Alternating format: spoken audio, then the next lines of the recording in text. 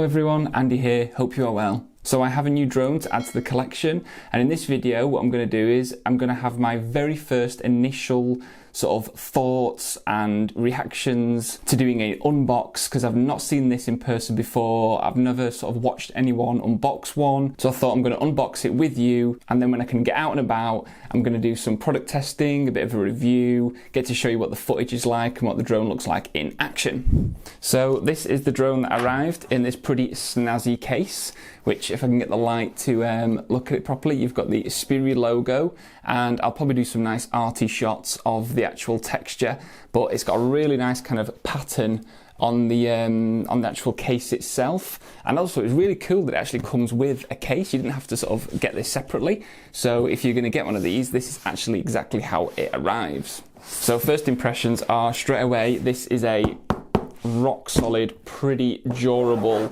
case, and as I mentioned, I really do like the features. It looks like you've got a couple of kind of eyelets up in these top corners, and I think, yeah, there's another one underneath here. So I'm gonna guess that you must have inside some sort of maybe strap to put over your shoulder, over your back, and then a little sort of carry handle up at the top here. Pretty good, strong plastics.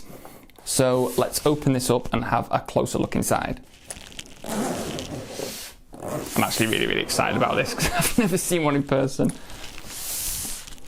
And also, by the way, this is the Spry Plus. It's the smaller of the drones from this company, and it's a little bit more of a kind of fun, durable FPV kind of drone, and also waterproof. This is a waterproof drone.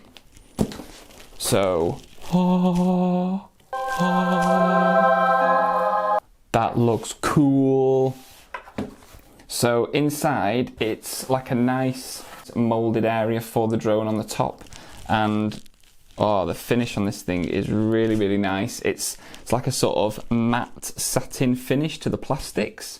So let's see if we can get the drone. There we go. It pops out of these little holes. That's so cool. It looks like a bit like some sort of little submarine. And I'm going to guess that is the battery compartment, which actually I can see has a like rubber seal running down it. It's got a really nice finish. You've got the Spry Plus sort of emblem graphics kind of on the top here. Everything looks like it's kind of got proper rubber seals. The actual motors look pretty nice as well. They look very similar to what was on the Phantom. So you've got the camera here at the front. Now with this drone, the camera lens, it only goes up and down. It doesn't go side to side, but it does come with like an electronic stabilization. So I'm just going to put the drone to the side for now, and then take off this sort of felt that was underneath the drone. And underneath we are greeted with a really nice looking remote control. Everything's laid out really nice. So what have we got here to the side? It looks like the box was slightly squished. The felt lining was just slightly squished there. But that is the battery. Battery's pretty cool. It's got like a little handle. I'm guessing that's to get it out easier. It's got a nice logo here at the front. Not sure if the camera is picking that up. And the battery is 3,600 milliamps. Just put that to the side.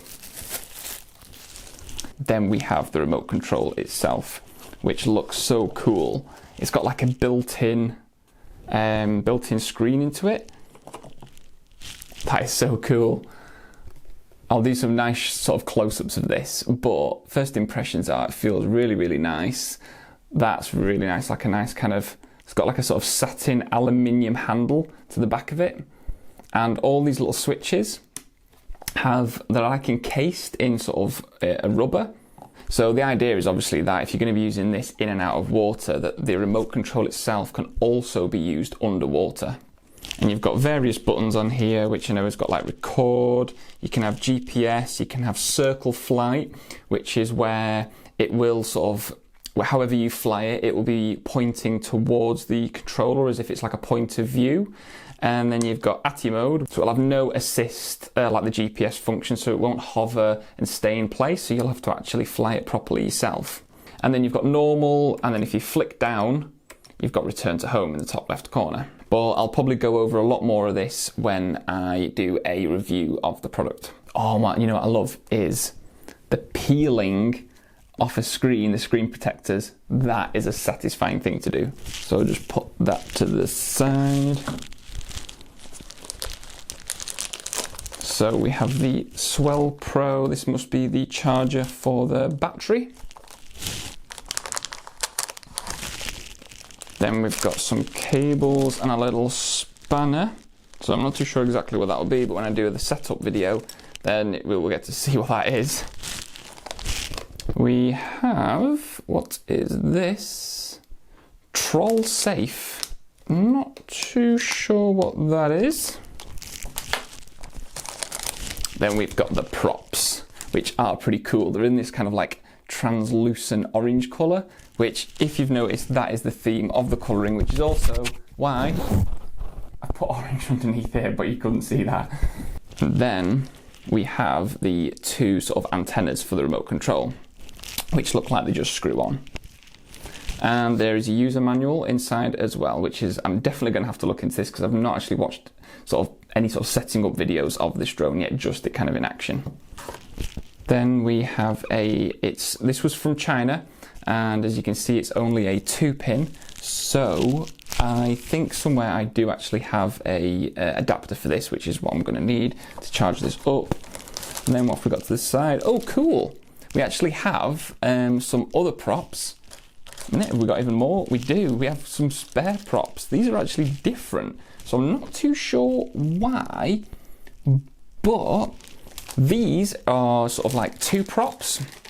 So I'm not too sure if you can quite see that, but these are only 2 props, and the same with these, whereas I'm not too sure that they call these anything different. These look more like what you get. These are a 3-leaf prop, and this is more like kind of what you get with a sort of FPV racing type drone. So I'm not too sure, there must be a difference in sort of performance or something.